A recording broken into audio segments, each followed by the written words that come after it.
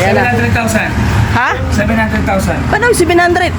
Oh, 699. 699 ang baboy.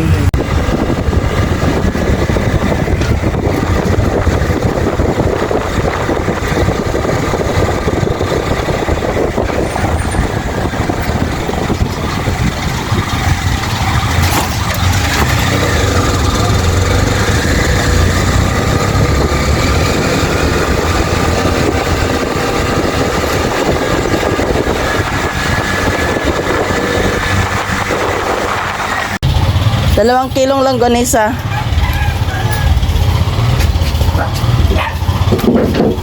Magkano nga itong hotdog mong malalaki ang isang ano? Ito?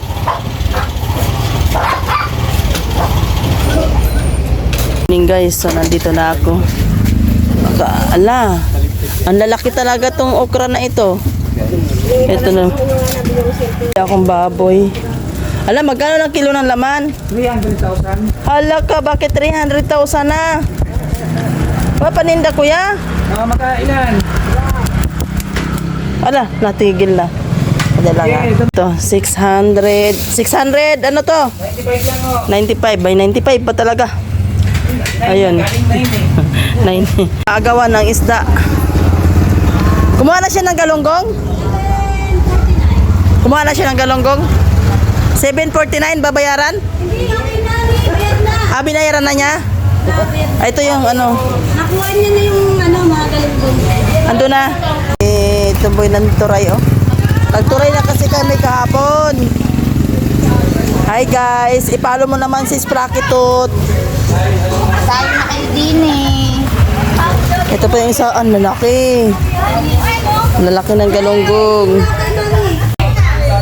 Nabibili rin yan kasi mura. Doon pala pumunta sa kabila.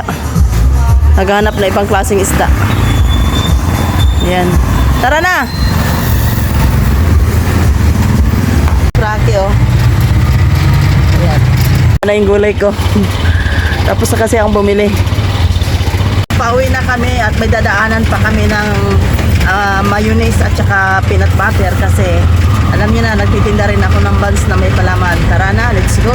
Lubak dito ang daan, oy, amba. Sobrang lubak.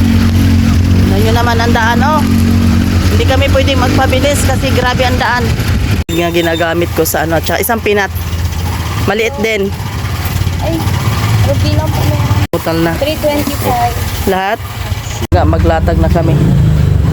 Kasi nga kararating lang namin. Hinakot pa na Spraki yung mga isda.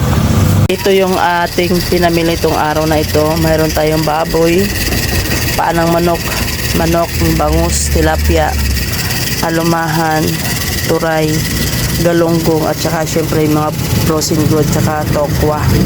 Ito naman yung sa mga gulay na hindi pa ako tapos magbasta. Aayusin ko pa yung mga gulay dahil alam niyo, mahal ang pichay.